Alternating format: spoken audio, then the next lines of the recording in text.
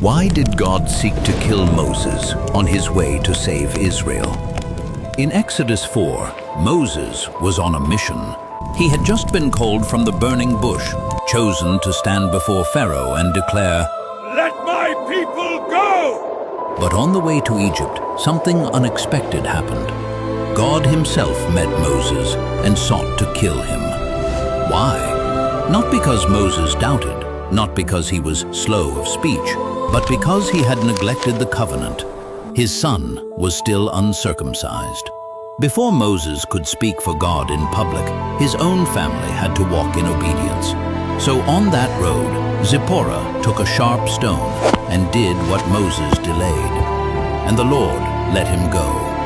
Because God isn't just looking for availability, he's looking for obedience. Deliverance begins with obedience. Revival starts at home. If you believe God still calls us to walk in what we preach, type Amen and declare, "Lord, make my house ready."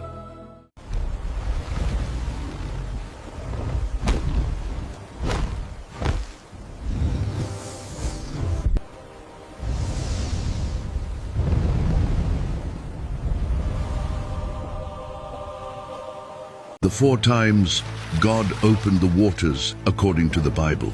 First, Moses led the people of Israel out of slavery. But before them stood the mighty Red Sea, and behind them the roar of Pharaoh's army. There was no escape.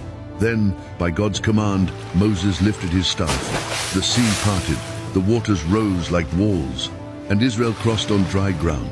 When Egypt tried to follow, the sea collapsed over them. As written in Exodus 14:21-28, God made a way where there was none. Second, Joshua was called to lead the people into the Promised Land. But the Jordan River, flooded and fierce, stood in their path. God gave the order. The priests were to carry the Ark of the Covenant ahead, and when their feet touched the river, the waters stopped.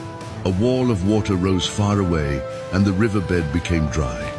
Once again, Israel crossed safely under the power of the same God who opened the Red Sea. Third, the prophet Elijah knew his time had come to be taken into heaven. He took his cloak, rolled it tightly, and struck the waters of the Jordan. And just as written in 2 Kings 2-8, the waters parted before him. He and Elisha crossed without getting wet, a final miracle for a prophet who walked with God. Fourth, Elisha had received the mantle of his master.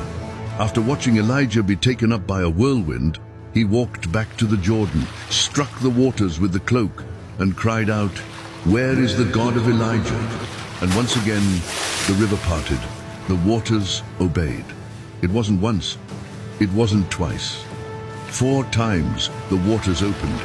Because when God opens the way, not even the sea dares to stand in his path.